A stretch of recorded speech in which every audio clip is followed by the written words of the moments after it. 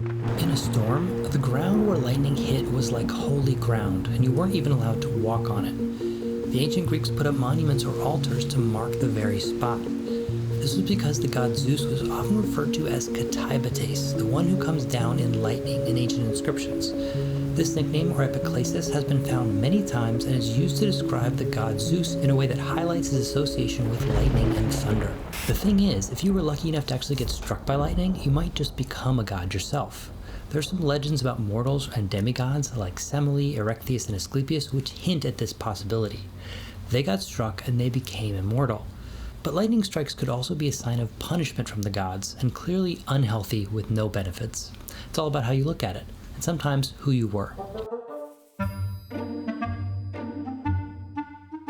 The ancient author Plutarch mentioned in his writings that the Athenians went a bit overboard with their honors for Demetrios Poliorchetes. So Demetrios Poliorchetes, the besieger, was the son of Antigonus I, Monophthalmos, and he was a key figure in the wars of the Diadochoi, the conflicts between Alexander the Great's successors. In 307 BCE, Demetrius liberated Athens from the previous Macedonian overlord Cassander's rule.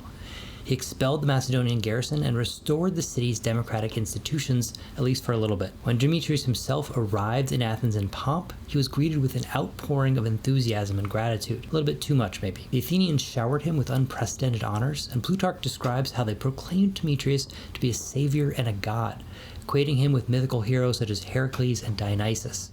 An entire deme was created in his name, a section of the community, and statues were erected in his honor. Temples were dedicated to his worship. The Athenians even went so far as to rename one of their months Demetrion in his honor, and actually allowed him to live in the porch of the Parthenon. They even, especially relevant for us, built an altar for him at the very spot where he got off his chariot upon arrival, and they called him Demetrius Katybates. Now, people used to think that bodies hit by lightning couldn't actually decay, which made them even more sacred. The body of a person struck by lightning couldn't be eaten by dogs, and birds of prey, they believed, dared not touch it. In ancient Greek religion and mythology, lightning strikes were a big deal. They represented the power of the gods and the possibility of humans becoming gods themselves. Death by lightning could elevate mortals to a divine, everlasting life. Now, this idea is present in the stories of Semele and Herakles' apotheosis. In many late sources, after her death by lightning, Semele, Dionysus' mother, was immediately taken to Mount Olympus by Zeus, immortalized as a goddess among the ranks of the Olympians. Herakles' apotheosis, or transformation into a god, took place on Mount Ida, a mountain range in central Greece. After a lifetime of legendary labors and heroic deeds, Herakles' mortal body was consumed by a poison robe given to him by his second wife, Deianira.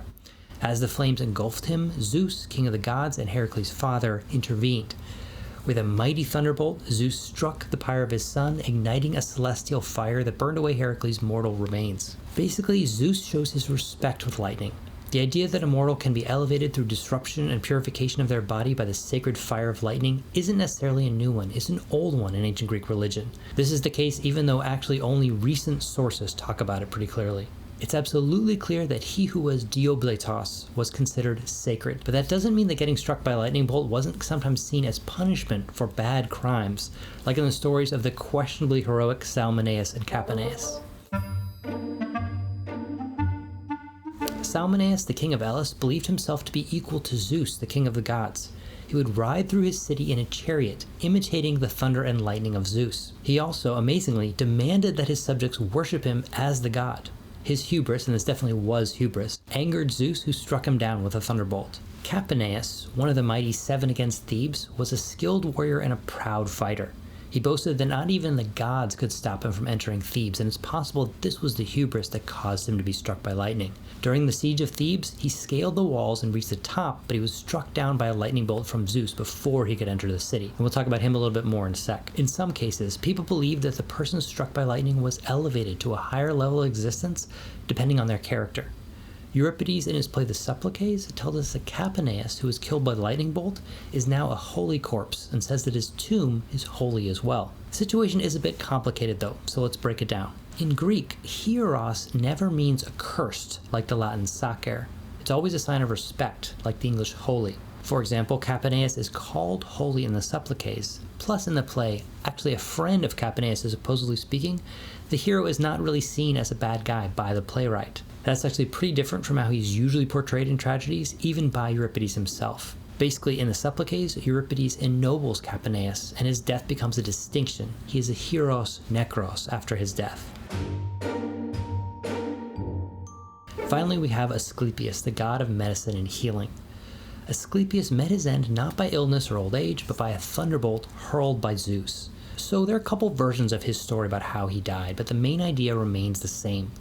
His insane healing powers messed with the natural balance of life and death, and eventually this caused his death by lightning bolt. In all the stories about the healing heroes being struck by lightning, he's never seen as totally gone after the event. In some versions, the god Apollo, grief-stricken by the death of his son, retaliated by killing the Cyclopes, the one-eyed giants who actually forged Zeus's thunderbolts. This act of vengeance led to Apollo's temporary banishment from Olympus. Eventually, though, Zeus recognized Asklepius' contributions to humanity through his healing, and perhaps feeling some remorse, actually elevated him to godhood.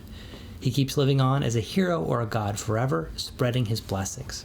In later tellings of the myth, he actually becomes the constellation Ophiuchus, the serpent bearer. So basically, Asklepius doesn't fully die, but is elevated to godhood despite being struck by Zeus's lightning. Alright guys, that's it. We're going to leave it there for right now, although there's so much more to say on that topic. If you like this video, please do like and subscribe. It would help me out very much. Thank you very much, and I'll see you next time.